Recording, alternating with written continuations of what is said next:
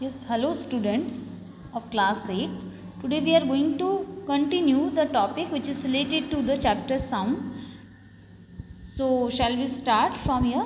This is the topic is speed of sound in different media. Just now you have learned the sound waves cannot travel in vacuum.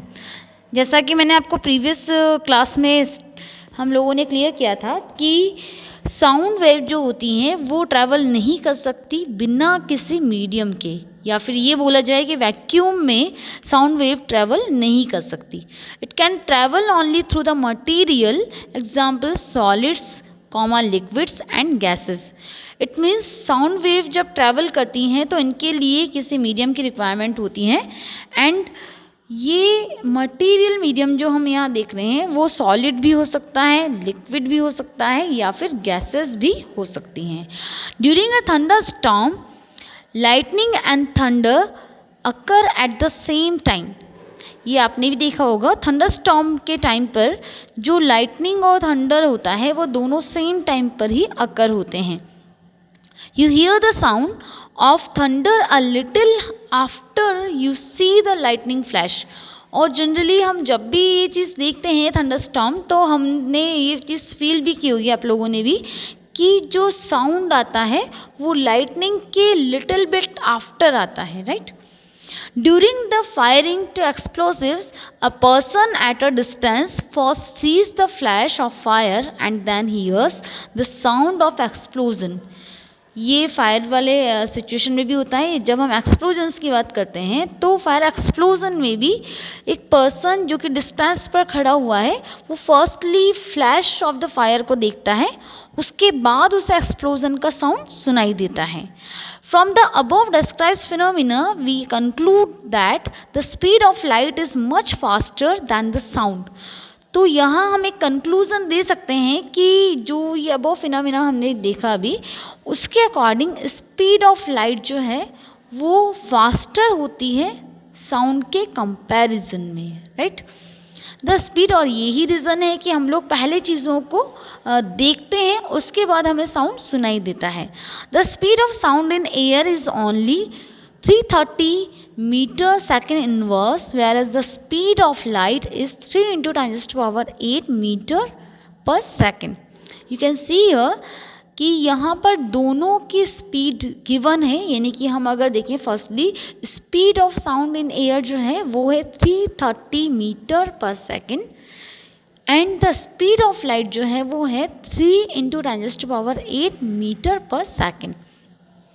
It explains why the light is seen almost at the same instant it is produced. और हमने generally ये भी देखा है या feel आपने किया होगा कि जनरली इसमें एक लिटिल बिट का डिफरेंस होता है. तो हम जो लाइट को पहले देखते हैं उसका रीज़न है लाइट का स्पीड ज़्यादा होना comparison to the sound, but the sound is heard much after as evident in the above examples. Generally हम जितने भी यहाँ एविडेंस देख रहे हैं उन सभी में हम जो साउंड सुनते हैं वो बाद में सुनाई देता है, जबकि हम चीज़ों को देखते पहले हैं. The speed of sound in different media is given in the below table. You can see here rubber, copper, air. अब एयर में भी दो कंडीशंस आपको यहाँ दिखाई दे रही है. फर्स्टली एयर जो है वो ड्राई है, सेकंड एयर मॉइस्चर के साथ है, this is the wet air. Wood, steel, water, glass etcetera, यानी कि डिफरेंट मीडिया में स्पीड ऑफ साउंड जो होता है वो भी डिफरेंट होता है. We know that the speed is equal to distance upon time. Similarly the speed of sound, we can give the formula here. According to that, distance traveled by the sound by time taken, यानी कि एक given time में जो travel sound के through एक distance जो travel की जा रही है उसके अकॉर्डिंग हम यहाँ पर साउंड की स्पीड को देते हैं. You can see here some numericals is also given. A cracker is burst at a distance of the 600 meter from a person. After how much time will he hear the sound? The speed of sound in air is also given 330 meter per second, or we can say that meter second inverse. एक cracker है जो कि bast हो रहा है 600 metre की distance पर from the person. अब हमसे पूछा गया है कि कितने टाइम के बाद हम साउंड को सुन सकते हैं या हमें वो साउंड सुनाई देगा। So solution is also here.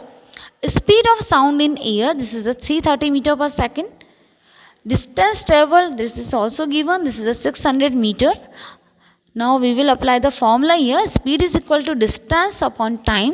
So the distance is 600 meter and the time we have to be conclude. And next कि यहाँ हमें कैलकुलेट करना है टाइम को। हमें जो गिवन है वो दो चीज़ें हैं, फर्स्टली डिस्टेंस गिवन है एंड सेकंड स्पीड गिवन है। तो हम टाइम के लिए जो फॉर्मूला जनरेट करेंगे वो फॉर्मूला क्या होगा, t is equal to distance upon speed, and by the putting the values here we can see here the value of t is what, 600 meter upon 330 meter per second. So the value of the t will be here 1.8 second, right? So you can use the formula to do the numericals and some questions which is related to this topic. So now the next is we hear sound through the our ears. Our ears are the organ that detect sound. आपको clear होगा कि हमारी body के अंदर जो organs होते हैं उसमें साउंड को डिटेक्ट करने वाला जो ऑर्गन है this is the year. Year has the 3 parts, outer ear, middle ear and the inner year. Year के 3 पार्ट्स होते हैं, firstly outer ear, second is the middle year, third is the inner year. Each part of the year serves purpose in the task of detaching and interpreting sound. You can see here कि हम यहाँ पर जो एक diagram देख रहे हैं उस डायग्राम के अकॉर्डिंग हमें यहाँ पर ईयर के 3 पार्ट्स दिखाई दे रहे हैं. And you can C year कि ईयर को 3 पार्ट्स में किस तरह से डिवाइड किया गया है. Firstly outer ear, next is the middle ear and the next is inner ear. तो सबसे बाहर जो हमें दिखाई देता है ये आउटर पार्ट है ईयर का. उसके बाद जो सेंटर में आपको नजर आ रहा है this is the middle ear and the next is the inner ear. We will continue this topic in our next video. Thank you so much for watching this.